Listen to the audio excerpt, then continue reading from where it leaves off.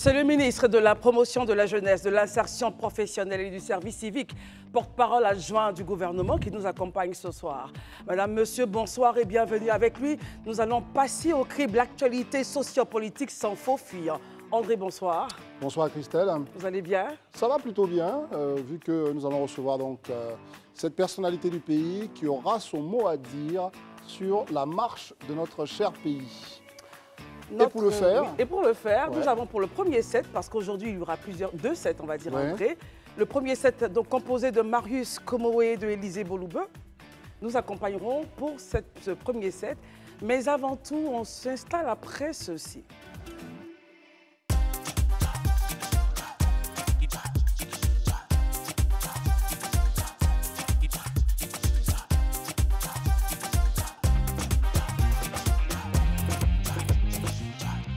« 2023 était son année, il était au cœur des choix politiques les plus importants ou en tout cas les plus symboliques de la gouvernance d'Alassane Ouattara, les programmes en faveur de la jeunesse.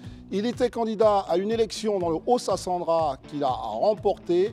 Et évidemment, il était l'autre bras armé du gouvernement pour que la jeunesse s'intéresse à la plus belle CAN jamais organisée. C'est dire toute l'importance du ministre de la Promotion de la Jeunesse, de l'Insertion professionnelle et du Service civique que nous recevons maintenant, Christelle. Mamadou Touré sur notre plateau. Qui arrive maintenant? Monsieur le ministre, bonsoir. Bonsoir. Bienvenue, prenez place, je vous prie. Je vais y arriver. Oui, forcément. Okay, bon, ça va. Vous allez bien, j'espère. Je vais bien. Très bien. Alors, en face de vous, vous avez donc deux intervieweurs qui vont passer avec vous donc l'actualité, mais l'actualité de votre ministère. Et après, évidemment, en seconde partie, on va décliner sur la partie politique, André.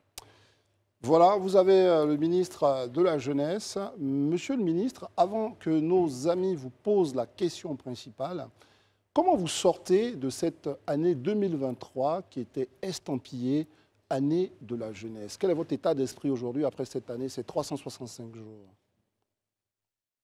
Beaucoup de satisfaction. Je vais rappeler effectivement que, comme je l'ai dit à certains médias, le 31 décembre 2022, le président Ouattara avait déclaré 2023 année de la jeunesse. Et à cet effet, il y a un programme qui a été élaboré, un programme très ambitieux qui allait au-delà de l'année 2023, puisque ce programme couvrait la période 2023-2025. 1 500 000 jeunes à impacter pour un peu plus de 1118 milliards de francs CFA, avec la contribution de 21 ministères sectoriels qui sont mobilisés, chacun dans son secteur, pour rechercher les opportunités en termes de formation, en termes d'insertion, en termes d'entrepreneuriat, l'accompagnement donc des jeunes vers le parcours civique, amélioration du bien-être des jeunes, etc. Et bien évidemment avec le concours des partenaires traditionnels, les partenaires au développement. Un bilan a été dressé par le chef d'État lui-même, donc au 31 décembre 2023. Nous avons pu impacter 1 105 000 jeunes dans ces différents programmes pour un peu plus de 530 milliards de francs CFA, là où il était prévu 361 milliards de francs CFA pour impacter 700 000 jeunes. Ce programme va se poursuivre puisque, en lien avec tous les autres ministères sectoriels, nous travaillons actuellement à proposer au Premier ministre la phase 2 donc, du PJGouv, donc, qui va reprendre toutes les initiatives dans le domaine de l'entrepreneuriat, de la formation, de l'emploi salarié, du service civique, des infrastructures à construire pour cette année 2024. Très bien. On commencera par Marius Komoé. Première question, Marius. Merci bien, Christelle. Monsieur le ministre, tous mes hommages. Merci. Alors, l'Organisation internationale du travail indiquait il y a quelque temps qu'il existe un micmac important en Côte d'Ivoire en termes de niveau de qualification technique des jeunes et les besoins de nos employeurs, qu'on chiffrait à plus de 60% de micmac qu'il fallait combler. Vu que vous aviez naturellement en charge justement la formation de nos jeunes, leur insertion professionnelle au niveau national, qu'en est-il exactement de la situation nationale?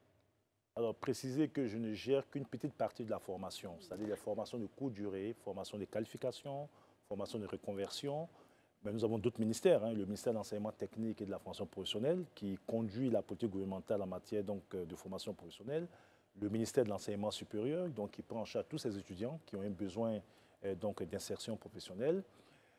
Alors, ce que je peux vous dire, c'est que depuis son arrivée aux affaires, le président Ouattara donc, a impulsé une dynamique de réforme. Parce que la problématique qui est posée est commune à tous les pays africains. Donc, cette étude, vous verrez que tous les pays africains sont confrontés à la problématique de la cohérence entre donc, la main-d'œuvre disponible et les besoins du secteur productif.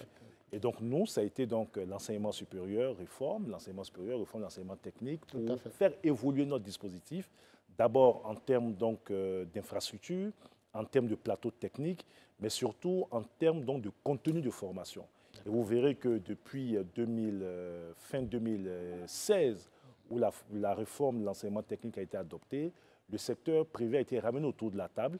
Et nous avons eu en décembre 2022, justement, à Yamoussoukro, au cours d'un conseil de gouvernement, un séminaire gouvernemental, une vraie discussion avec le secteur privé pour justement prendre en compte les besoins du secteur privé et l'impliquer dans la définition des curricula de formation et surtout dans cette politique de réforme qui est en cours. Avec l'enseignement supérieur, la réforme de notre système d'enseignement supérieur, l'introduction du système LMD qui est la professionnalisation de la formation, des diplômes, etc.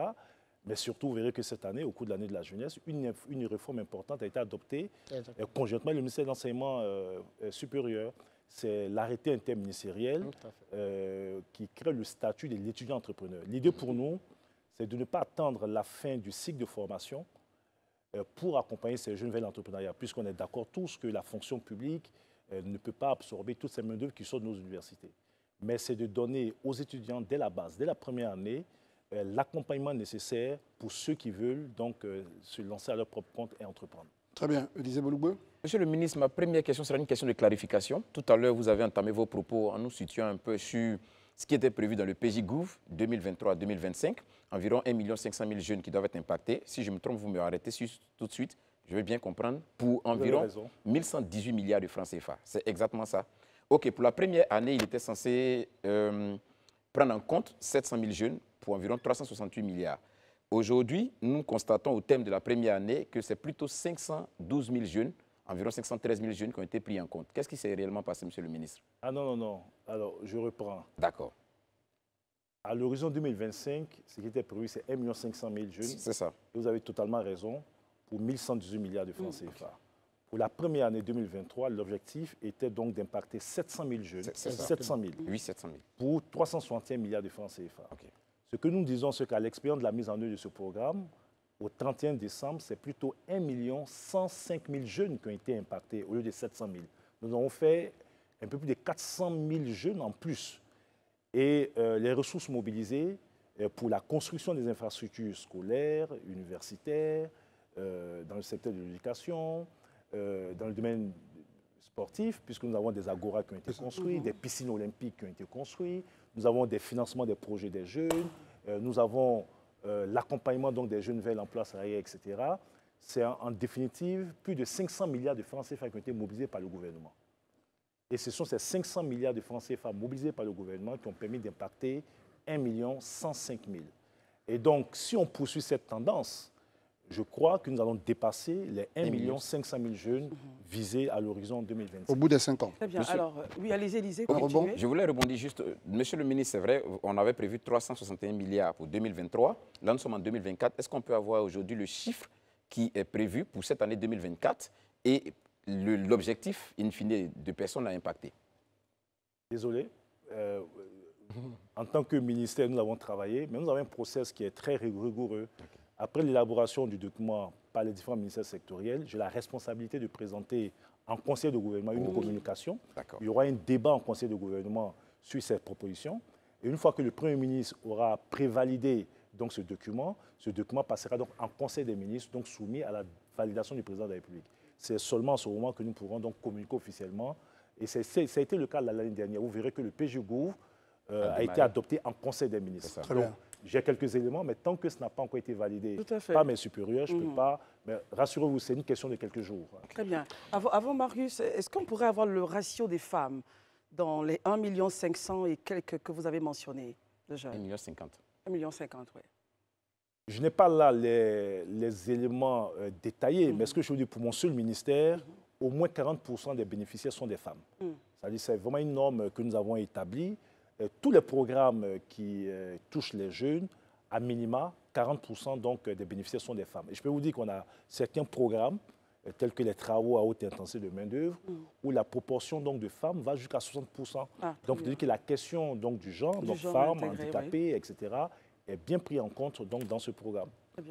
Monsieur le ministre, vous parliez tantôt d'insertion des jeunes, j'allais dire un domaine qui vous préoccupe à plus d'un titre. Et d'ailleurs, à votre qualité de secrétaire d'État en 2017, vous annonciez donc une réforme professionnelle dans le secteur donc, de la jeunesse.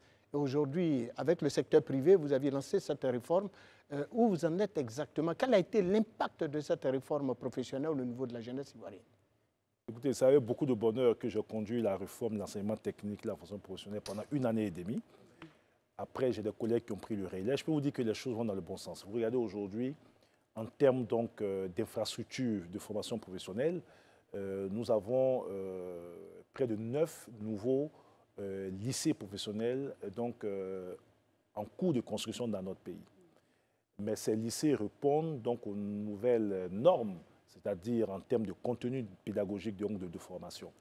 Et vous avez une quinzaine de lycées professionnels ou de collèges d'enseignement technique qui ont été réhabilités, parce que le problème qu'on avait véritablement, c'était d'avoir des établissements qui étaient totalement vétus, qui dataient, avec donc du matériel qui était totalement vétus. Aujourd'hui, le ministre Kofi conduit donc cette réforme qui permet de remettre à niveau notre système donc, de formation et améliorer ainsi l'employabilité des jeunes dans notre pays. Alors, monsieur le ministre, pour rebondir, une autre question. Pour rebondir sur votre question, quelle est la différence au niveau des curricula de formation que vous avez dans ces lycées-là? Ce que nous avons décidé de faire dans la réforme, c'est de dire qu'il fallait structurer notre économie autour des 13 branches professionnelles. C'est quoi des branches professionnelles? Ce sont des secteurs dans lesquels nous estimons qu'il y aura un besoin en termes de main-d'œuvre. Puisque nous, on a une économie, on a une orientation des activités économiques, etc. L'idée, c'était donc de partir du secteur privé, de se projeter et voir dans les années à venir quels sont les secteurs dans lesquels les secteurs d'avenir dans lesquels il y a une opportunité en termes de besoin de main-d'œuvre. Et à partir de là, les curricula de formation sont établis. C'est dans l'agriculture, c'est dans le digital aujourd'hui, c'est dans le BTP, c'est dans l'hôtellerie. Donc, il y a pas mal de secteurs comme ça qui sont pris en compte, structurés autour de branches professionnelles. On va revenir très rapidement sur les chiffres. On lit un peu ce qui se passe sur les réseaux sociaux où il y a beaucoup de jeunes. Et c'est une question de but en blanc. Les jeunes disent, mais vous annoncez des chiffres, nous, on ne voit rien. Au fond, qu'est-ce que ça traduit, cette réaction de notre jeunesse? Non, ce n'est pas tous les jeunes qui disent qu'ils ne voient rien.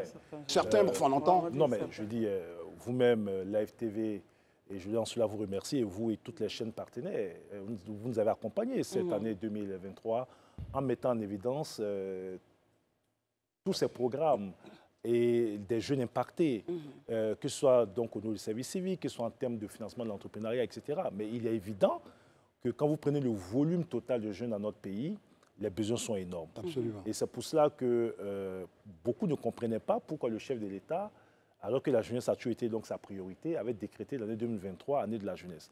L'idée du chef de l'État, c'était de dire qu'en dépit des résultats obtenus, il nous fallait aller plus loin, il nous fallait amplifier nos initiatives et améliorer donc la synergie d'action, d'abord entre membres du gouvernement, mais en lien avec tous les partenaires techniques et financiers, etc., pour avoir plus d'impact. Et donc, 1 105 000 jeunes ont été impactés en 2023. Beaucoup le seront en 2024 et beaucoup d'autres le seront en 2025. Et donc, alors, je reviens aussi pour répondre à votre question. On visite aujourd'hui la page de l'Alliance Emploi Jeunes, vous avez tous les témoignages. Vous-même, tous les médias produisent tous les jours des capsules vidéo des témoignages de bénéficiaires. Et si on va aujourd'hui sur le site donc, de l'Agence Emploi Jeunes, on a la liste donc, des bénéficiaires. Et ça, c'est quelque chose d'inédit, parce qu'on parle de beaucoup de transparence, etc.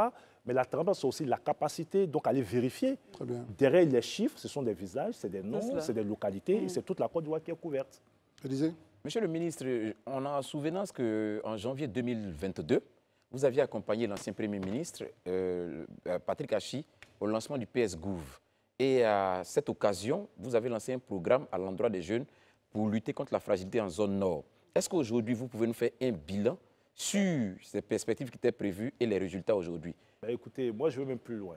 Il y a une ONG internationale, Crisis Group, qui a mené une enquête indépendante. Je vous invite à relire le rapport, vous verrez ce qui est dit par rapport à ce programme. La première année, nous visions donc 22 000 jeunes dans les zones frontalières, Mali, Burkina, etc., avec les régions ou les pays en proie au terrorisme. C'est plus de 23 000 jeunes qui ont été impactés. Pour la seconde année, la phase 2, c'est 30 000 jeunes qui sont en cours de mise en œuvre en termes d'activité et qui sont en train d'être impactés. Et d'ici le mois de juin-juillet, nous allons lancer donc la troisième phase. Donc je peux dire que nos objectifs sont atteints. Ce projet impacte la vie donc, de jeunes dans ces régions. Et nous pensons que si aujourd'hui la Côte d'Ivoire est en paix dans ces zones-là, c'est aussi parce que nous avons une réponse militaire très efficace, puisque la sécurité est revenue, mais c'est aussi parce que le volet social a été pris en compte, parce qu'à côté de ce que mon ministère fait, le gouvernement s'est mobilisé pour désenclaver ces régions, apporter l'eau potable, l'école, l'électricité, le téléphone, etc. Ce qui fait que ces jeunes ne sont plus enclins donc à... Est-il possible aujourd'hui, monsieur le ministre, qu'on ait une idée de l'enveloppe que l'État a dégagée depuis cette période jusqu'à maintenant? Alors, pour le programme total, qui tient compte donc de ce que mon ministère fait, de ce que les autres ministères font, c'est-à-dire l'eau, l'électricité, etc., c'est un peu plus de 250 milliards de francs CFA donc débloqués pour impacter donc ces zones. Donc voilà un peu ce que je peux dire sur ça. Monsieur le ministre, vu l'importance de l'agriculture dans l'économie ivoirienne, c'est vous qui le rappelez encore dans votre région au cours d'une déclaration publique où vous annonciez naturellement la création de 39 unités. Que dis-je? C'est bien cela, le chiffre, 39 unités de transformation dans votre propre région. On parlera du Haut-Sassandra. Dans le Haut-Sassandra, bien sûr, nous y sommes déjà, puisqu'il a déjà évoqué le sujet. Et donc, pour nous, nous voulons véritablement savoir où vous en êtes véritablement à la mise en place de ces 39 unités de transformation dans le domaine, vous l'avez précisé, de la banane, de l'acajou et de pas mal de nos matières premières. Or, vous savez bien que l'expertise, nous ne l'avons pas en la matière. Nous ne disposons même pas de machines. Comment pouvez-vous naturellement promettre une telle initiative? Est-ce que c'était un discours politique à l'époque? Non, ce n'est pas un discours politique dans le sens d'un discours électoral. Vous savez, nous sommes d'une école qui est donc, et je le dis avec beaucoup de fierté, qui est celle donc, du président Alassane Ouattara, où en allant en campagne, avant de se lancer dans des chiffres, etc., il y a quand même des études qui sont effectuées, les contraintes sont identifiées, et c'est sur la base donc, de cela que nous avons élaboré notre programme de campagne. Et nous avons été transparents pendant la campagne. D'abord, nous avons un budget qui est celui donc, du Conseil régional, un peu plus de 3 milliards de francs CFA. Sur les 5 prochaines années, ça fera 15 milliards de francs CFA, en fonctionnement comme en investissement. Et donc, dans ce budget, nous avons identifié en investissement ce que nous pourrions faire. Nous avons été transparents pour dire que ça ne sera pas suffisant. À côté du Conseil régional, il y a déjà l'investissement prévu par l'État de Côte d'Ivoire dans notre région. Et nous avons capté ces investissements qui sont faits par l'État de Côte d'Ivoire et qui ont un coût. Et puis, nous avons nos partenaires au développement qui feront donc des investissements. Je peux vous dire par exemple qu'avec la coopération japonaise, le 14 prochain, on va inaugurer une maternité qui a été construite. Et donc, c'est la mise en ensemble donc, de ces 3 sources de projets de financement qui nous a permis de bâtir un programme en identifiant ce que chaque acteur va faire. Et oui, le Conseil régional travaille à cela, mais à côté du Conseil régional, que ce soit avec le ministère du Commerce et de l'Industrie ou le ministère de la Promotion de la Jeunesse, il y a des projets structurants qui se feront donc dans cette région comme dans d'autres régions, donc permettre d'avoir des petites unités de transformation de cajou, de maïs, de bananes, etc. Et puis, il y a aussi, donc, avec les partenaires, des choses qui vont se faire avec la Banque mondiale, par exemple. Nous avons mis en place un incubateur au sein, nous allons mettre en place un incubateur au sein de l'université Lorion Guédé et qui va former donc, à l'agribusiness et qui permettra donc, à des jeunes, non seulement d'apprendre le métier moderne donc, en agriculture, mais aussi d'avoir des unités de transformation. Et donc, je vous donne rendez-vous tous les 6 mois pour faire le point de ce que nous avons fait dans quelques jours. Je ferai le point 6 mois après mon arrivée à la tête du conseil régional, tout ce que nous avons pu réaliser dans tous les secteurs d'activité. Très bien. Il a anticipé un tout petit peu, mais on va revenir sur la région Léo-Sassandra. Mais finissons avec le ministère. Un autre sujet qu'on entend sur Internet, on s'en fait aussi des porte-parole, c'est de dire, bon, OK, on voit ces listes, machin, mais est-ce que tout ça, c'est complètement, j'allais dire, équitable? Est-ce que ce ne sont pas des amis qui se sont retrouvés sur les listes de l'Agence Emploi Jeunes? Est-ce que ce ne sont pas les mêmes qu'on prend pour l'Office du service civique national? Comment vous répondez à tout ça? Vous avez parlé de transparence. Ça, c'est le premier sujet. Le deuxième sujet, beaucoup de nos jeunes sont dans l'inculture. Ils ont besoin de lire, etc. Hier, vous avez lancé un programme. On voulait comprendre un peu comment tout ça est arrimé, etc. Donc, 2 sujets vraiment pour qu'on boucle. Pour compléter justement la question d'André, nous avons ici reçu un jeune, enfin, avec les directeurs qui sont passés présenter les programmes. Et il y a un qui disait qu'au départ, il avait peur de s'engager parce qu'il aurait appris que s'inscrire, il se retrouverait donc sur la liste des inscrits au parti auquel vous appartenez. Voilà. Ce sont des idées comme ça qui pilulent. Comment est-ce que vous réagissez ou comment est-ce que vous déconstruisez cela? Très souvent, c'est des intoxications très bien montées par des acteurs politiques. Moi-même, vous savez, je ne suis pas un ministre qui reste au bureau. Je fais beaucoup de terrain. J'ai gestionné quasiment toute la Côte d'Ivoire à la rencontre des jeunes avec qui j'ai échangé. Et ce sont des préoccupations qui reviennent. Alors, je l'ai dit à certains de vos confrères, il faut peut-être nous aider dans la communication. Parce que malheureusement, on politise tout. Vous avez des acteurs politiques qui bénéficiaient de nos programmes, qui ont eu des prises de parole publiques pour remettre en cause donc, ces programmes. Aujourd'hui, je donne un exemple très concret, dans le cadre de la maîtrise d'ouvrages délégués, Très bien. Nous avons décidé d'allouer 46 milliards de francs CFA aux conseils régionaux. Mais les conseils régionaux ne sont pas tous du RHGP. Il y a des conseils régionaux qui sont donc du PDCI. Et comment ils réagissent à cela? Mais oui, mais allez demander au président du conseil régional du Bélier, par exemple, qui a conduit une bonne partie donc, de ce programme, il vous dira, non, ce n'est pas des programmes politiques. Tous les jeunes, et vous pouvez les interroger, n'ont pas été recrutés sur la base de leur appartenance politique. Et la liste est publique. Vous allez sur le site de l'Agence Emploi Jeunes, vous avez la liste année après année de tous ces jeunes, programme par programme, année après année. Donnez-moi un seul régime qu'il a fait avant nous.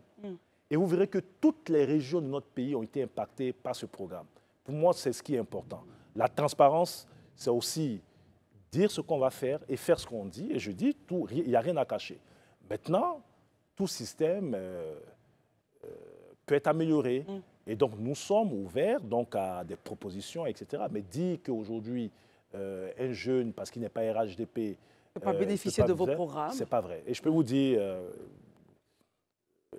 l'un des présidents des jeunes du PDCI m'a appelé, donc à l'époque, je ne dirais pas son nom, ils sont 2. Donc l'un des 2 m'a appelé pour me dire, mais vous êtes en train de récupérer tous nos militants parce qu'il y avait un secrétaire de section à Boaké PDCI dont la femme avait bénéficié de nos programmes. Mais on ne savait même pas qu'il était secrétaire de section puisqu'on ne demande pas l'appartenance politique.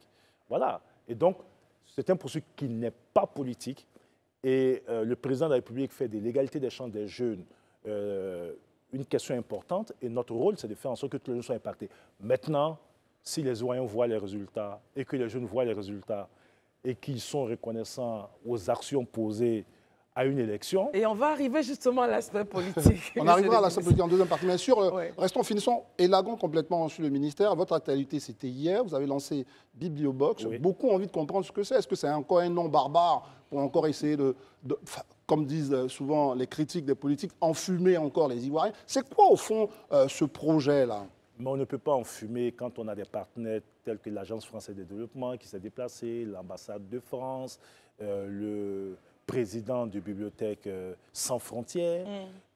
En fait, c'est un instrument mobile, un outil qui permet donc la formation, l'apprentissage, l'éducation donc des jeunes.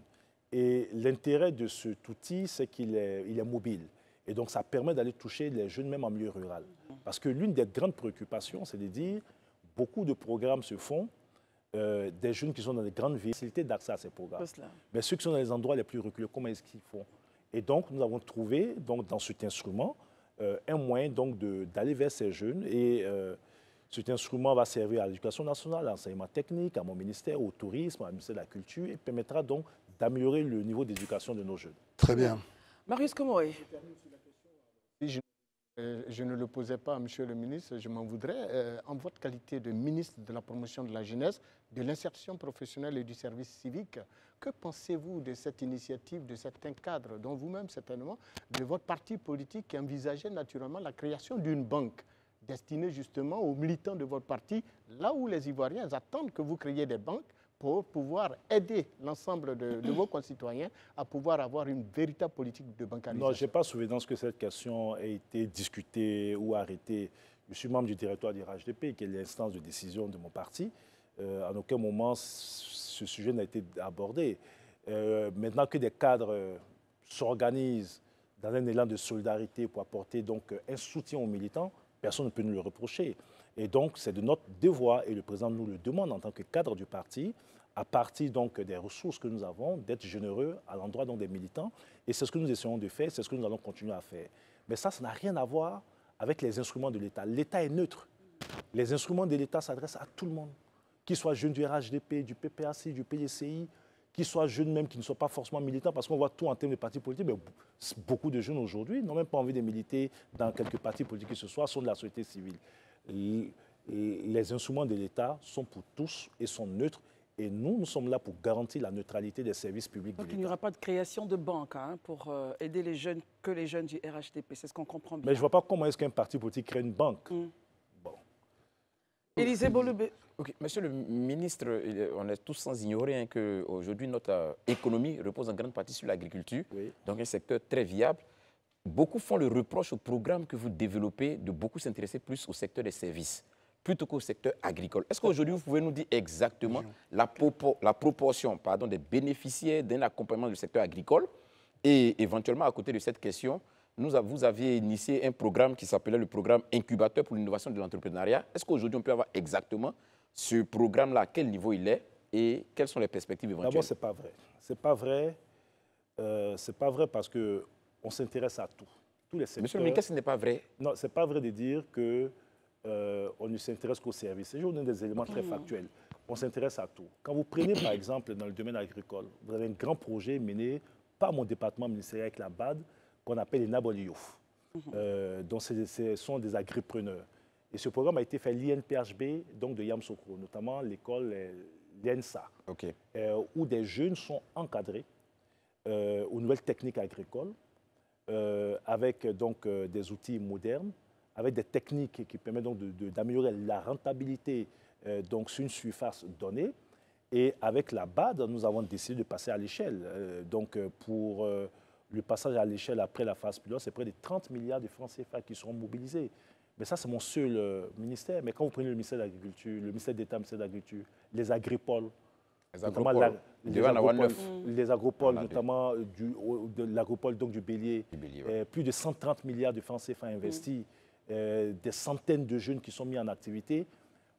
Nous voulons être cohérents. Nous savons que notre économie est dominée majoritairement par le secteur agricole qui nécessite une modernisation et le gouvernement aujourd'hui donc en fait sa priorité. Surtout que depuis 2 ans, nous savons que la question de la sécurité alimentaire est une question préoccupante pour la plupart des pays, depuis donc les crises que nous avons connues en Ukraine, etc.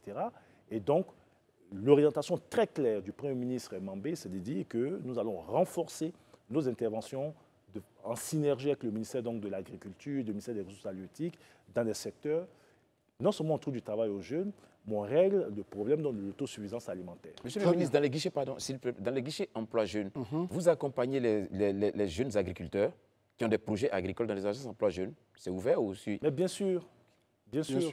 Au niveau des jeunes de Dalois. Non, mais justement, très bien. Merci. Attendez, Merci beaucoup, on en a tellement. Puisqu'on ouvre le chapitre, il nous reste 6 minutes pour Ne lui clôturer la reprochez première pas partie. d'aimer Dalois. Moi, Non, mais justement, quelqu'un qui on aime ouvre la Dalois. partie Dalois, la partie Ossa-Sandra. Oui, merci. Vous êtes arrivé Merci, dans André. le Ossa-Sandra, notamment à la tête du conseil régional, dans les conditions qu'on sait, une forme de plébiscite, là où beaucoup craignaient que vous ne vous cassiez la C'est figure. vrai. Très bien. Une fois qu'on a dit ça, vous êtes attendu sur le terrain. Exactement. Et avec Christelle, on se posait tout de suite la question de savoir qu'est-ce que vous prévoyez notamment en matière de développement des infrastructures? Exactement. Et Mais ça, on- Oui, on en a- effet, on en a oui. parlé avec- Avant ouais. cela, En monsieur effet, le il n'y a ministre. même pas de voirie à Daloa. Non, Les jeunes se On va y plaignent. arriver. Marius Komoé, vous aurez la parole. Christelle. Mais pourquoi pensiez-vous que vous étiez le meilleur profil pour Daloa? Non, je n'ai pas pensé que j'étais le meilleur profil. Les C'est- populations vous ont sollicité? Non, c'est mon parti qui m'a choisi. Je vous le dis parce que nous avons beaucoup de cadres compétents. Le président de la République présente notre parti et les cadres du parti ont estimé que pour cette élection, j'étais donc le profil peut-être le mieux indiqué pour conduire l'équipe qui devait gagner au niveau du conseil régional. Donc j'ai pris ça avec beaucoup d'humilité, mais comme une mise en mission. Et donc je me suis attelé à travailler avec tous les cadres du RHDP, et même au-delà du RHDP, et nous avons gagné ces élections, mais de façon méthodique. Je l'ai dit, on n'improvise pas en politique. Pendant une année, nous avons fait du terrain. Toutes les 23 sous-préfectures du Haut-Sandra ont été visitées. Nous avons été au plus près des populations, dans les hameaux les plus reculés, recueillir leurs préoccupations, les angoisses. Mais on a été aussi aidé par le fait que le gouvernement avait déjà commencé des investissements dans la région. Ça nous a aidés. Le travail visible donc, du chef de l'État dans la région ou ailleurs, cela nous a aidés. Et nous avons conçu un programme réaliste qui est en cours de réalisation. Justement, parlons de ce programme. 10 jours, oui, mais il y a 10 jours, par exemple, promesse de campagne, nous avons promis 23 ambulances pour les 23 sous-préfectures de Daloa. Pour le budget 2024, nous avons prévu donc, 200 millions de francs CFA pour 8 ambulances. Et nous avons eu un don donc, du ministère donc, de la Santé qui nous a offert donc, 2 ambulances. Donc, ça nous a permis de mobiliser 6 mois après notre élection, 10 ambulances sur un objectif de 23 ambulances en 5 ans. Nous avons promis à Daloa, pour aider à la cohésion sociale, la prise en charge donc, des chefs.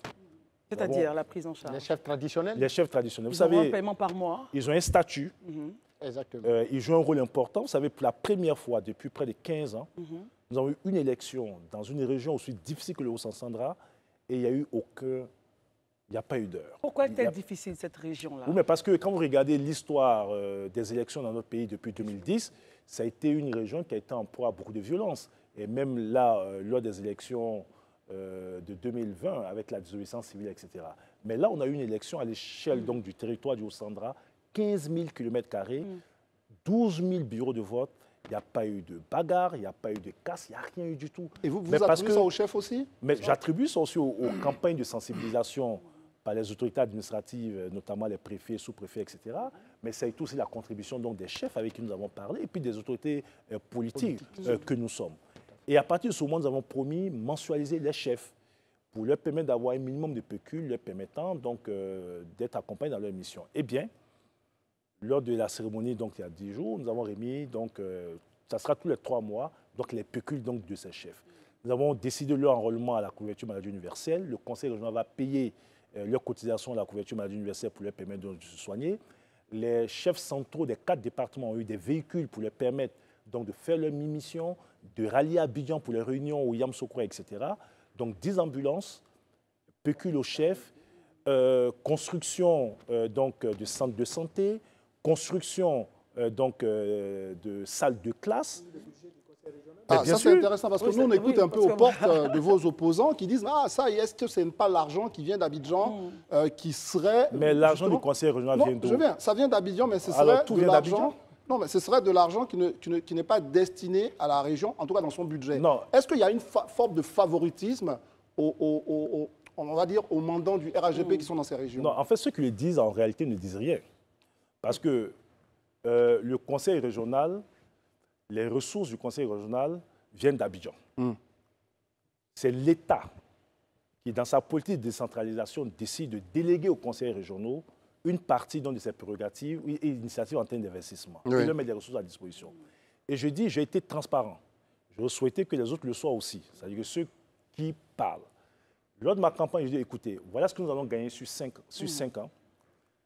Voici ce que va coûter mon programme, plus de 250 milliards de francs CFA. Mais je vous dis que le budget du conseil régional sur les 5 ans, c'est 15 milliards de francs CFA. Donc c'est largement insuffisant par rapport aux 250 milliards de francs CFA à mobiliser. Et donc voici la part du conseil régional.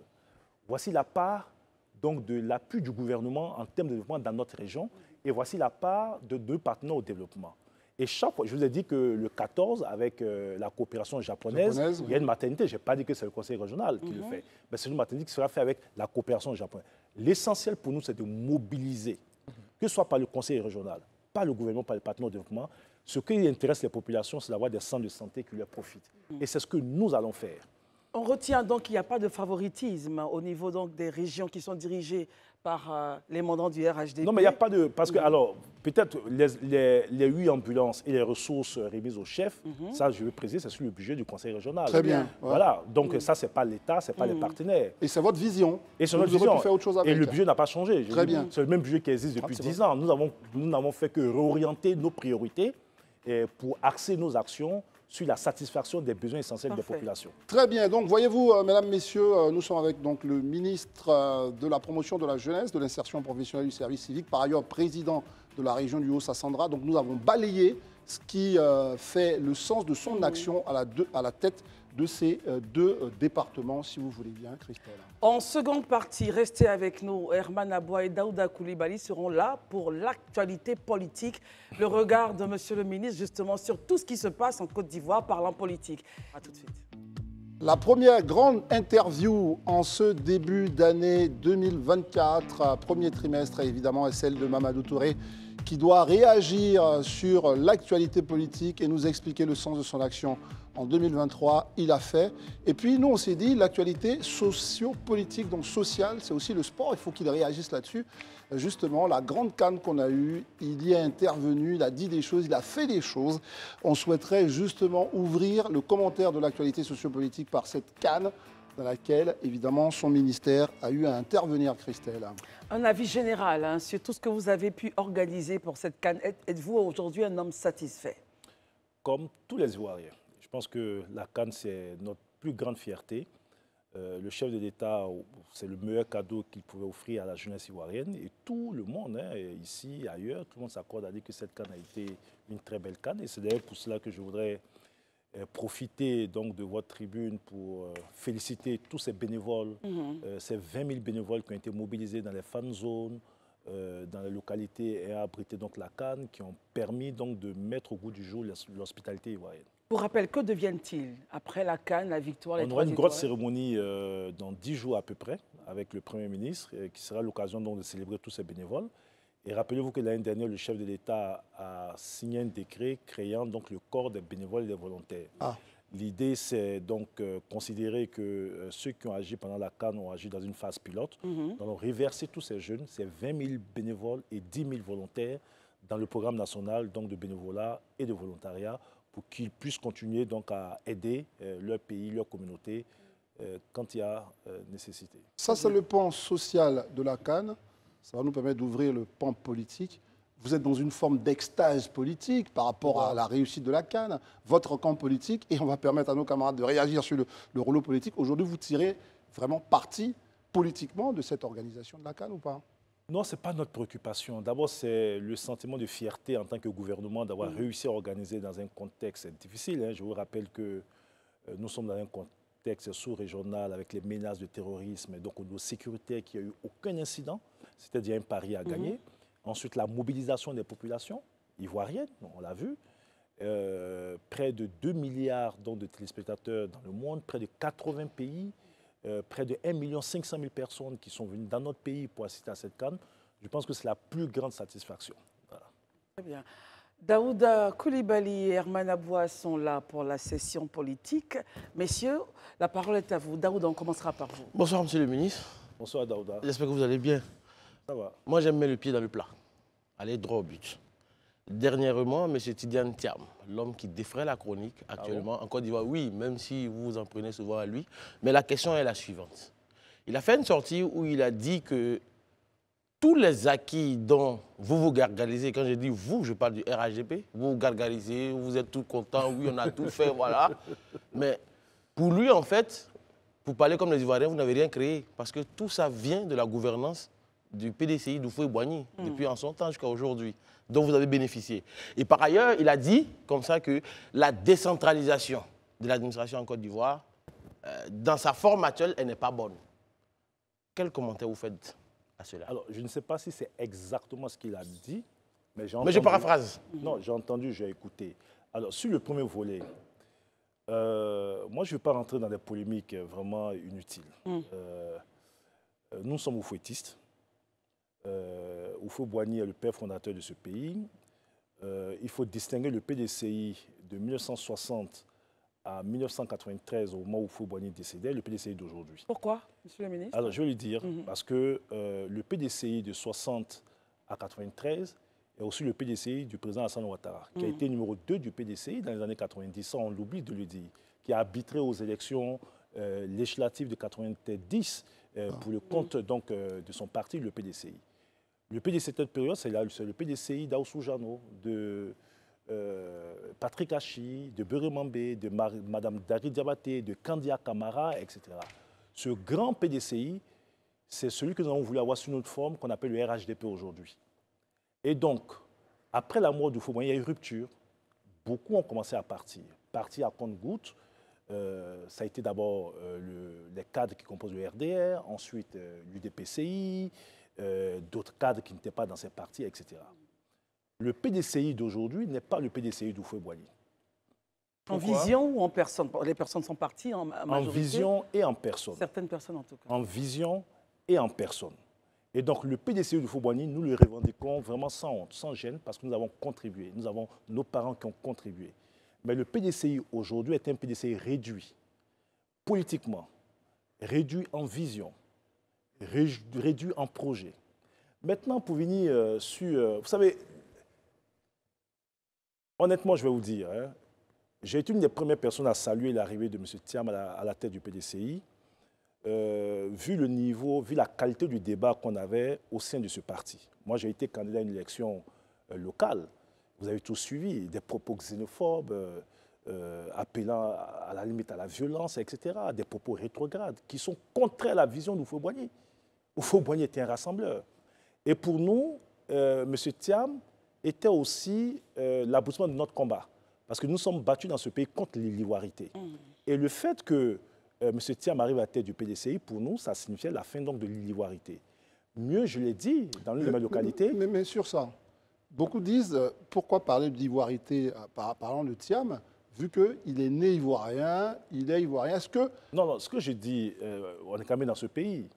Beaucoup de personnes sont nées ivoiriens, mais ont été traitées par le PDCI d'étrangers. Ah, c'est dans ce sens-là. C'est dans ce sens. Et donc, l'aboutissement de ce combat, et j'ai aussi dire que j'espérais que l'arrivée de M. Thiam allait permettre de relever le niveau du débat. J'avoue que pour l'heure, je reste encore sur ma faim. Maintenant, dans le fond, j'ai entendu dire que oui, tout ce qu'on fait, c'est le PDCI. Rappelez, donner quelques chiffres pour que vous compreniez.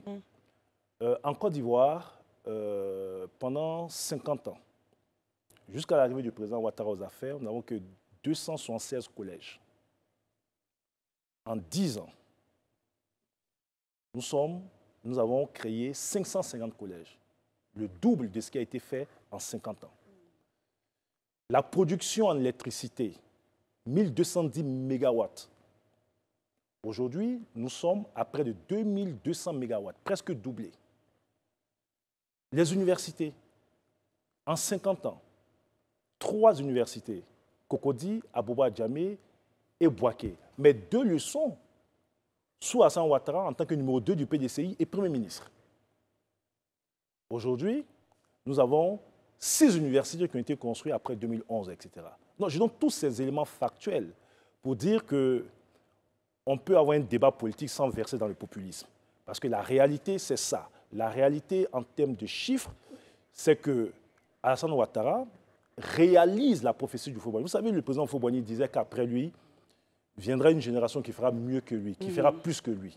Et celui qui traduit au mieux cette vision du président Ouattara et du président Houphouët-Boigny, c'est Alassane Ouattara. Très bien. De tous les présidents qui ont succédé au président Houphouët, qui est celui qui a fait autant ou plus que Houphouët-Boigny? C'est Alassane Ouattara. Très bien. Alors, vous aviez, avant Herman Aboua, vous aviez dit que l'arrivée de Tidiane Thiam vous avait réjoui. Aujourd'hui, en quoi est-ce que vous seriez peut-être déçu? Non, honnêtement, mes sentiments ne comptent même pas. Ça dit que le PDCI a le droit de se doter de personnalité. Vraiment, c'est le problème du PDCI. Mais quand je regarde de façon générale, on est tous d'accord que le niveau du débat politique en Côte d'Ivoire doit être relevé à un certain niveau en termes de qualité. J'ai été personnellement, parce que j'ai été à une élection, j'ai vu le niveau du débat, pas seulement chez moi, mais ailleurs. Et dire qu'on ne peut pas avoir traversé tout ce qu'on a traversé, avec les conséquences graves, avec une crise, etc., une guerre, etc., et avoir encore en 2024 ou 2023 des acteurs politiques qui reprennent les mêmes discours qui ont conduit le pays.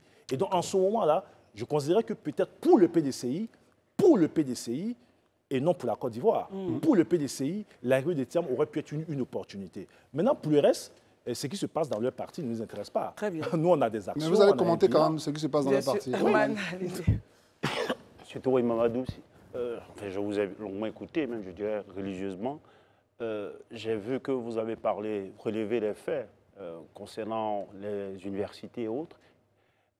Que répondez à ceux qui pensent qu'au-delà des bâtiments, à l'intérieur, il n'y a pas de laboratoire. Les universitaires, par exemple, au niveau de ceux qui sont en sciences, dans les UFR de sciences, n'ont pas de matériel didactique pour travailler. Non, c'est pas vrai. Non, je finis. Non, je finis rapidement ma question. On peut aller faire l'enquête ensemble. Oui. Je finis ma question.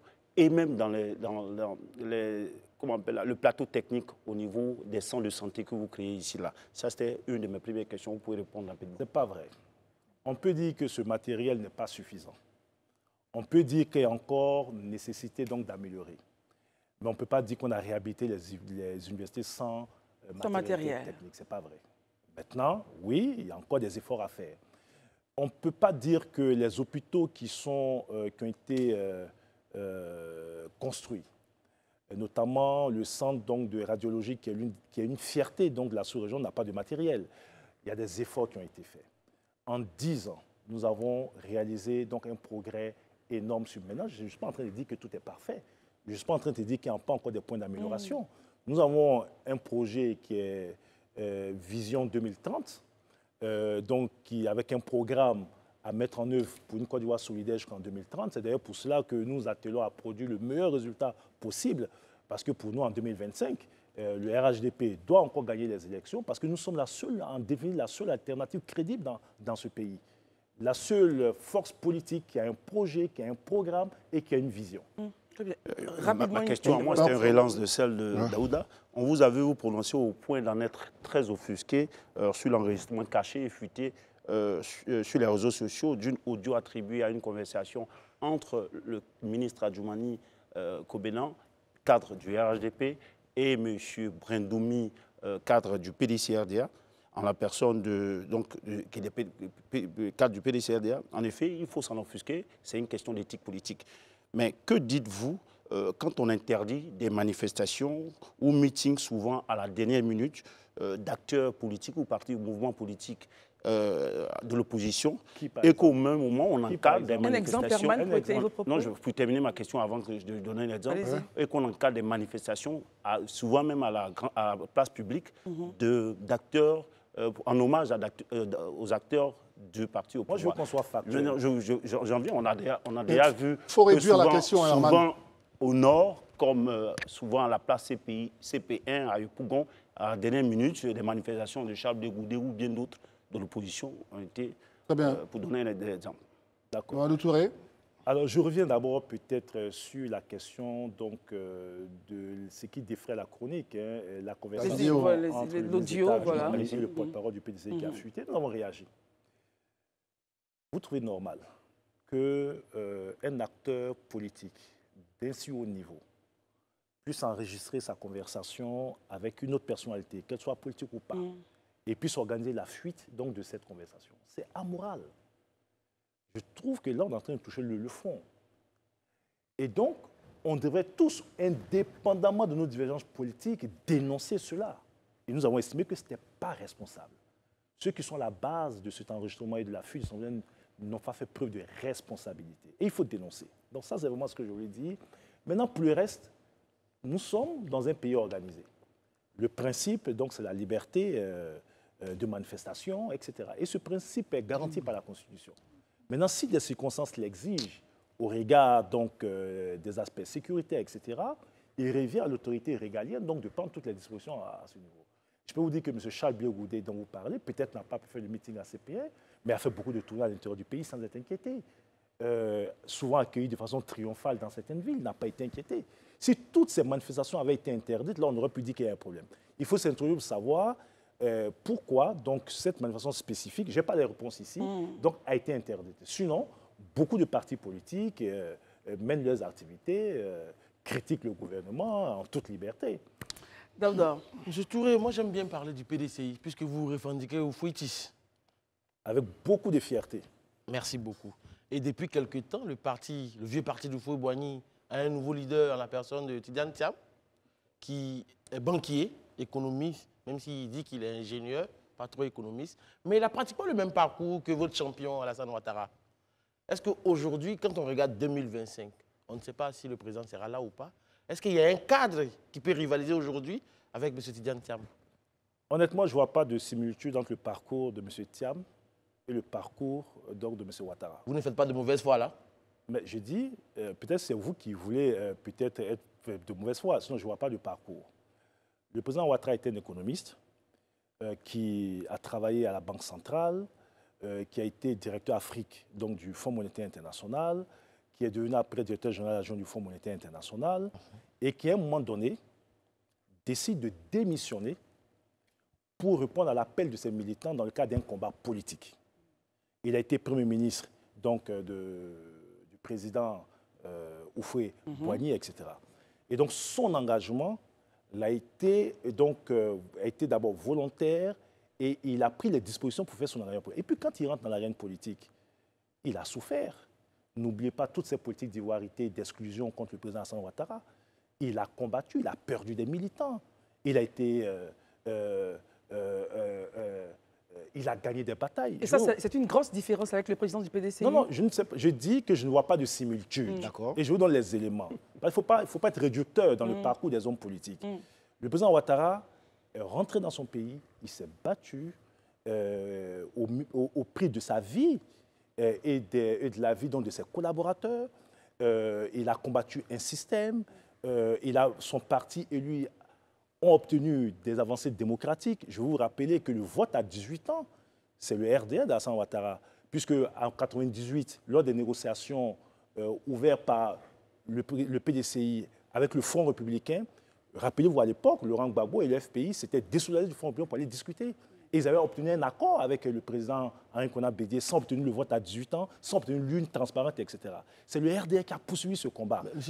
Non, attendez, je suis en train de dire... Je veux juste faire une petite précision, parce que là, je parle de similitudes en termes de carrière. Et là, vous êtes en train de faire un distinguo en termes de parcours politique. Oui, mais j'ai commencé par la carrière. D'accord. Donc, j'ai dit que du point de vue de la carrière, il n'y a pas de similitude. Il y a un qui a été peut-être dans le secteur privé international, mais l'autre a été un haut fonctionnaire international. Je ne vois pas de similitude. Et au niveau... politique également, peut-être qu'au niveau du RHDP, nous avons beaucoup de cadres qui ont certainement le même parcours que M. Thiam. Donc, si vous me les citez, je dis oui, il y a des similitudes, mais avec Alassane Ouattara, il n'y a aucune similitude. Très bien. Très bien. Herman, et puis on repart sur une autre question. Tel que vous développez, en 2025, ça, c'est vraiment, j'ai envie de savoir votre avis personnel. Serez-vous favorable à une candidature du président Alassane Ouattara à un quatrième mandat? Non, je dirais à un autre mandat. Si oui, sur quoi se fonde cette fois encore cette candidature? Mais c'est une position assumée, ça a été dit. Le président Alassane Ouattara est le candidat naturel du RHDP en 2025. Son bilan plaide pour lui. Son leadership nous a permis aujourd'hui d'avoir des avancées énormes dans ce pays. Même ceux qui étaient contre son élection en 2020 s'accordent tous à dire aujourd'hui qu'en 2020, aujourd'hui, il aura fait progresser ce pays. Et la dernière prouesse en date, c'est l'organisation de la CAN. Et donc, nous estimons que notre programme Côte d'Ivoire Vision 2030 allant jusqu'en 2030, il faut que le président Ouattara continue donc dans la mise en œuvre du programme qui traduit sa vision. Donc Alassane Ouattara est notre candidat naturel. Que faites-vous alors de l'alternance politique ou bien de l'alternance politique qui est un pilier fondamental en termes de démocratie et même de changement de visage? Surtout qu'un quatrième mandat veut dire 20 ans au pouvoir. Non, mais l'alternance n'est pas théorique. On ne décrète pas une alternance politique. Et ça, je voudrais ici vraiment qu'on ait le débat. Le plus important, c'est d'avoir un mécanisme démocratique, un système démocratique qui favorise l'alternance. Ça veut dire quoi? Que dans le Haut-Sassandra, on allait à des élections, Dj Madi était candidat, on a fait des élections, je l'ai battu et je suis devenu président du conseil régional. Ça veut dire qu'ailleurs, on a eu des cadres du RHDP qui ont perdu des élections. Donc, on a un système qui favorise l'alternance. Mais l'ascendant ne se décrète pas. Tant que les citoyens sont satisfaits de la gouvernance du RHDP et de son leader, mais pourquoi voulez-vous qu'on cède la place à d'autres qui n'ont aucune vision? Et quand ailleurs, on a les Merkel qui ont fait 16 ans au pouvoir, etc. Non, le plus important, c'est que tous les 5 ans, on a des élections. Et tous les 5 ans, le vote soit sincère, soit démocratique, pour que les citoyens choisissent librement ceux qui veulent voir à la tête de ce pays. Et nous pensons, nous, que nous avons encore beaucoup de choses à donner à la Côte d'Ivoire, au regard du bilan important que nous avons réalisé. Daouda? M. Alassane Ouattara est notre candidat naturel pour 2025. M. Touré, vous ne trouvez pas que vous en faites un peu trop? Ouattara, j'estime qu'après avoir fait trois mandatures, normalement, est-ce que vous ne pensez pas que le vieux, aujourd'hui, il est fatigué? N'y a-t-il personne parmi la demi-douzaine de personnes qu'il a dit qui est dans ses escarcelles pour le remplacer au RHDP aujourd'hui? Laissons-le répondre. Daouda, c'est votre opinion. Nous sommes un parti politique qui est une organisation privée. Et chaque parti politique décide de façon libre qui le représente à une élection. La candidature du président Ouattara en 2025, c'est d'abord une affaire des militants du RHDP. Et je vous dis que les militants du RHDP considèrent que leur candidat naturel en 2025, c'est le président Alassane Ouattara. Donc vous avez peur de termine. Non, pardonnez. Parce qu'il n'y a personne, apparemment, quand on vous entend, mettez en comparaison, il n'y a personne au RHDP à part M. Alassane Ouattara pour aller affronter. Non. Il termine, Daouda. Si vous m'avez laissé aller au bout de ma logique, vous avez compris. Et donc, je dis, c'est d'abord le principe, que tous l'entendent, c'est d'abord le parti politique. Maintenant, en 2020, rappelez-vous, Alassane Ouattara était notre candidat naturel. Mais cela n'a pas empêché le président Ouattara, devant le Congrès, de dire qu'il ne se représente pas. Et donc de proposer Amadou Gon Coulibaly comme candidat. Et même quand Amadou Gon Coulibaly décède et que le parti se réunit à nouveau pour lui demander d'être le candidat, il dit « Attendez, je vais réfléchir ». Et c'est le 6 août qu'il donne avis favorable à notre souhait. Ça veut dire que nous considérons qu'il est notre candidat naturel, mais il lui reviendra en fonction des circonstances du moment de décider s'il accède à la demande d'un militant du RHDP ou pas. Parce qu'en la matière, il n'a pas encore parlé. Et ce que je dis, c'est que nous avons des cadres aussi compétents au niveau du RHDP. Il peut y avoir des noms, quelques noms, qui peuvent circuler si jamais Ouattara n'est plus tenté à reprendre. Nous avons, je reviens sur ça, nous avons des cadres compétents au sein du RHDP. Et je l'ai dit à Daloa la semaine dernière, c'est que si, pas extraordinaire, le président Ouattara venait à nous dire que, comme il a fait en 2020, qu'il décidait à titre personnel de ne pas se présenter parce qu'il estimait que l'évolution du pays était telle que l'équipe qu'il a préparée pourrait prendre la relève, le président saura trouver dans cette équipe, comme il a fait pour Amadou Gon Coulibaly, une personnalité autour de qui nous allons faire bloc. C'est pour ça que je dis que, quels que soient les cas de figure, le futur président de la Côte d'Ivoire en 2025 sera RHDP. Il s'appellera Alassane Ouattara ou celui que le président Alassane Ouattara aura décidé. Maintenant, non, je ne vais pas laisser passer ça. Très bien. La peur. Ouais. Mais c'est de l'enfantillage, avoir peur de quoi? Nous sommes le plus grand parti politique, représenté dans toutes les régions. Nous sommes le parti majoritaire à l'Assemblée nationale. Nous venons de faire une élection locale où nous avons gagné l'écrasante majorité des régions et des communes. Avoir peur de quoi? Parce que la politique, ce n'est pas les réseaux sociaux, ce n'est pas la fiction. La politique, c'est le terrain. Personne ne nous fait peur. Mais personne. Notre seule préoccupation aujourd'hui, c'est d'être toujours en adéquation avec les préoccupations des Ivoiriens. Ce qui nous intéresse, ce sont les Ivoiriens. Pardon, s'il te plaît. Parce qu'en fait, tout à l'heure, avec tout ce que vous dites, j'ai l'impression qu'à chaque fois que M. Tidiane Thiam prend la parole au RHDP, excusez-moi, vous avez des poussées d'urticaire, notamment vous, notamment M. Bakongo, notamment Ams, lors de la dernière rencontre avec les jeunes, mais vous y êtes allé, mais franchement, quoi. Pour ceux qui ne connaissent pas Ams, on va préciser. Oui, en fait, le ministre Amadou Coulibaly. Donc on y va pour la question. D'abord, je vous dis, le jeu démocratique veut que nous sommes dans un environnement concurrentiel. Donc, quand Là, je vous parle ce soir, demain, l'opposition va réagir.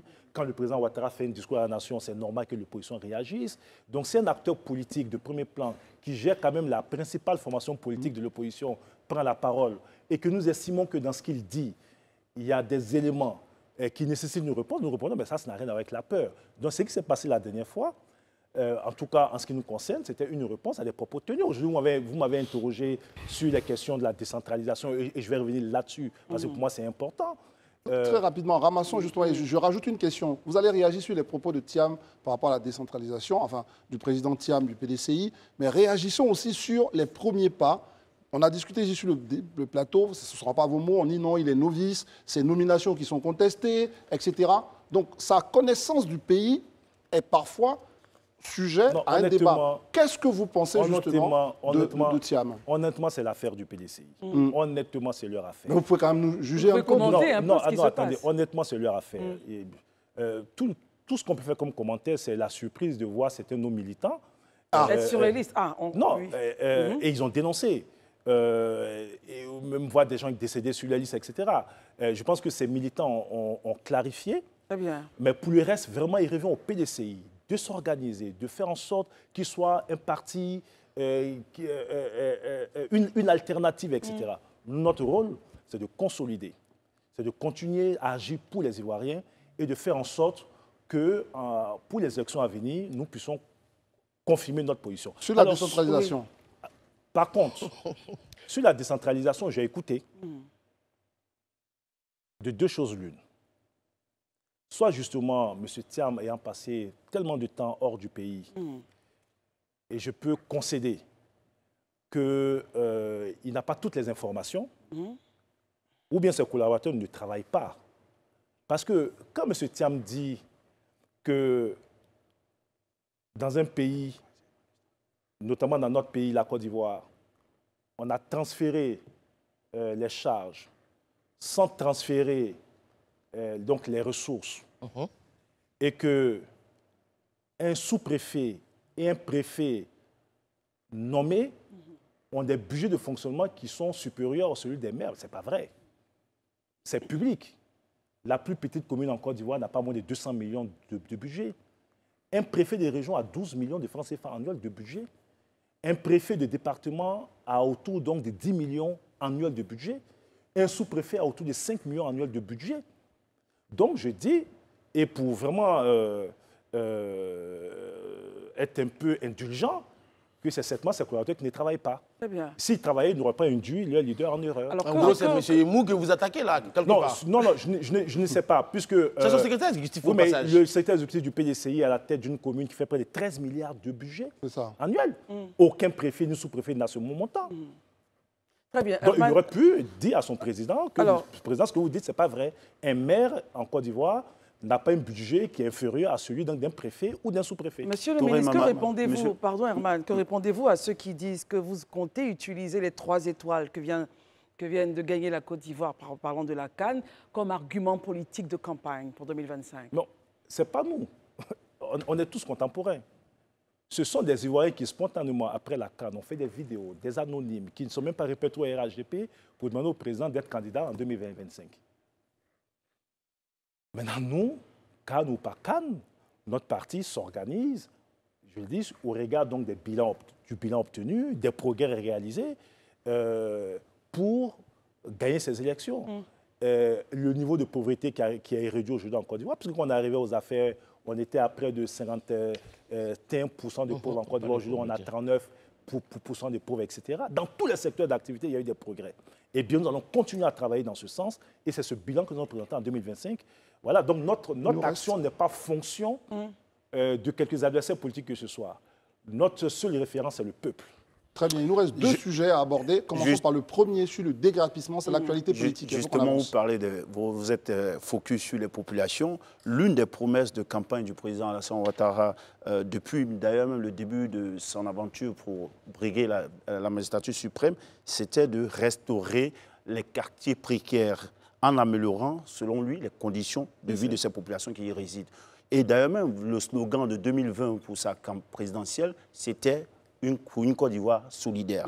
Mais pourquoi alors c'est sous le pouvoir Ouattara que des quartiers précaires sont détruits, qui sont dits aussi souvent à risque, sont détruits sans prévision ou d'accompagnement avant de les faire. Vous êtes journaliste? Allez-y. Tous. Avant de commenter sur ce qui se passe, ce n'est pas vrai. Hein? Vous dites que c'est sur le président Ouattara. Rappelez-vous qu'après les événements de septembre... Non, j'ai bien précisé que c'est sans prévision. Oui, mais attendez, sinon, certains, on les fait, on fait. On verra non, mais ma question, c'est que je voulais la préciser. Laissons le ministre répondre. On verra ensemble s'il y a prévision ou pas. Au lendemain de la crise armée du 19 septembre 2002, le régime de Laurent Gbagbo a commencé à casser tous les quartiers précaires à Abidjan sous prétexte qu'il y avait des rebelles. Les gens n'ont pas été... Du jour au lendemain, les quartiers ont commencé à être déguerpis, brûlés, etc. Lesquels? On est contemporain. Parce que Jesco, Bouribana, non, si vous vous en souvenez... sans faux fuir. Vous savez, il y a deux aspects dans votre communication. Vous avez dit que c'est seulement sous le président Ouattara. Je vous rappelle qu'en 2002, après le 19 septembre, dans notre pays, un régime, après une tentative armée, a décidé de détruire sans préavis tous les quartiers précaires sous prétexte qu'il y avait des rebelles cachés dans ces quartiers. Rappelez aussi que nous avons eu Washington, etc. Alors, pour revenir à Bouribana et Jesco ne sont pas dans la même situation. Dans le cas du projet du 4e ou du 5e pont, la plupart ou l'écrasante majorité dont des personnes qui étaient à Bouribana ont été dédommagées. Vous savez que nous avons même construit donc vers Songon, à Songon, sur un nouveau site, près d'un millier de logements. Et si vous allez aujourd'hui à Songon, vous pouvez faire même un reportage. Bien sûr, on l'a fait. Les projets ont été dédommagés et relogés. Ce qui s'est passé à Jesco a choqué. Vous avez été choqué aussi, personnellement? Non, je parle par rapport à l'opinion. Et ce que nous disons, c'est qu'il y a l'indispensable nécessité d'assainir, donc d'avoir un programme d'assainissement, parce que ces quartiers sont non seulement insalubres, mais étaient des nuits d'insécurité, même pour les populations, mais il est aussi nécessaire, et c'est ce que le président de la République a affirmé en Conseil des ministres, en tant que gouvernement qui met en place une politique solidaire, donc de prendre toutes les mesures nécessaires pour accompagner ces familles. Et je peux vous dire, sans trahir de secret, que plusieurs réunions interministérielles ont été tenues avec le Premier ministre. Un site donc, a été trouvé, un programme d'accompagnement, de dédommagement donc des familles vulnérables ou des personnes en détresse est en cours d'élaboration. Quand ce programme sera prêt, l'annonce sera faite par le Premier ministre après validation du président. Non, sur ça, on a fini sur... Non. Pourquoi ne l'avoir pas fait? Non, vous écoutez ce qu'on vous dit, monsieur. Allez-y. Juste après ça, parce qu'on va terminer l'émission, on a un sujet sur l'élargissement et la question justement des victimes des différentes crises post-électorales. Un sujet très important. Est-ce que les Ivoiriens ont compris non seulement l'élargissement, est-ce que les victimes ont compris et comment on concilie justement tout ce monde-là pour que la Côte d'Ivoire retrouve sa sérénité? C'est l'aboutissement d'un processus. Depuis 2011, le chef de l'État n'a cessé de démultiplier des actes allant dans le sens de la consolidation de la cohésion sociale. Notre parti a produit une déclaration saluant l'acte qui a été posé, la mise en place de la CDVR, le retour donc des réfugiés, l'intégration dans l'armée de certains militaires même qui étaient donc exilés. Certains hommes politiques exilés de retour ont retrouvé leur poste dans l'administration. Michel Gbagbo, qui lui n'était pas exilé mais était sorti donc de prison, Katina, etc. Le retour de Laurent Gbagbo et de Charles Blé Goudé, l'indemnisation donc des victimes, plus de 3000 victimes qui ont été indemnisées, etc. Le chef de l'État, en toute souveraineté, a estimé qu'après cette CAN, où on a vu vraiment un élan de patriotisme, d'unité nationale, où les Ivoiriens n'étaient plus RHDP, PPACI, PDCI, Ivoiriens d'origine, d'adoption ou de cœur. Certains sont même devenus marocains. Cette CAN qui, au-delà de l'aspect sportif, a consacré notre unité nationale. Il a estimé qu'il était important de poser donc, un acte dans cet élan et il a décidé donc d'accorder la grâce présidentielle à certains détenus, militaires ou civils. Bien évidemment, les victimes ne sont pas mises de côté. il a été donc décidé de poursuivre les actions en faveur des victimes. Et surtout, donc, d'avoir des lieux avec des stèles, etc., qui rappellent à la mémoire collective, en dépit donc, des pardons qui sont accordés, que nous ne devons jamais oublier d'où nous sommes venus et que ce qui s'est passé ne doit plus jamais se reproduire dans notre pays. Dans l'élan de cette grâce-là, est-ce que vous pensez-vous que le président pourrait faire une grâce à Soro Guillaume? Est-ce qu'on peut militer à cela? La grâce relève des prérogatives souveraines du chef de l'État. Très bien. En tout cas, c'est vraiment sur cette dernière question qui concerne toujours la construction de ce qu'on peut appeler la réconciliation nationale depuis Soro Guillaume, en passant par Gbagbo, en passant par Blé Goudé et tous les autres, et même les acteurs aussi qui sont membres dans votre propre parti, qu'on va terminer cette émission. On a eu l'opportunité, évidemment, de balayer toute l'actualité qui concerne Touré Mamadou, ministre de la promotion de la jeunesse, de l'insertion professionnelle du service civique, par ailleurs président du conseil régional du Haut-Sassandra. Et évidemment, on vous remercie d'être venu nous informer sur vos actions. Merci beaucoup, Monsieur le ministre. Merci beaucoup. Merci d'avoir répondu à nos différentes questions. Nous voulons en même temps ouvrir la porte et dire aux membres du PDCI, au directoire et même au président, n'hésitez pas à nous contacter si vous estimez que vous avez des choses à dire ou à corriger ou à rectifier. N'hésitez pas, ou à informer même les Ivoiriens. Nous serons très heureux. Ça peut aussi dans un débat. Ah. Bien sûr. Ah bon, la balle est lancée. Monsieur le ministre aimerait avoir un débat. Ça peut être avec le PDCI ou avec le PPACI, enfin bref. Avec un émissaire du PDCI. Quiconque est preneur. Donc nous vous attendons, n'hésitez pas à nous faire signe. Nous allons terminer notre émission. Merci Christelle. On se retrouvera donc demain pour la dernière de la semaine. D'ici là, portez-vous bien. Herman, Daouda, merci. Et les programmes continuent sur la FTV. Bonsoir.